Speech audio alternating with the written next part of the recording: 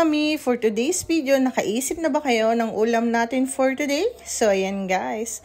Nagluto ako ngayon ng ating sinabawan na tulingan na may katas ng sabaw ng bigas. Yes guys, yun ang ating nilagay. So, nagpakulo tayo ngayon ng ating sinabawan ng katas ng bigas. So, ayan guys. Diba? Nagsasaing tayo. So, ayan ang aking nilagay na sabaw guys.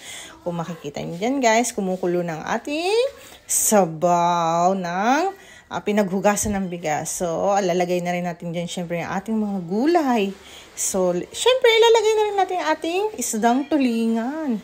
Fresh na fresh talaga guys. So, habang kumukulo yan guys, natatakam na talaga ako kasi napakasarap ng ulam namin na to. Napakasimple lang pero napakasarap talaga niya.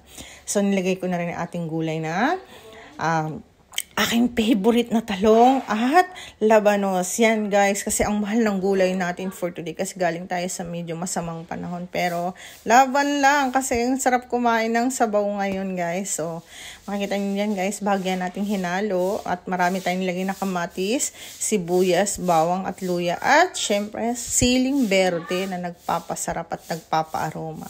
So yan guys, konting halo-halo. Ito lang aking video for today. Salamat sa panonood.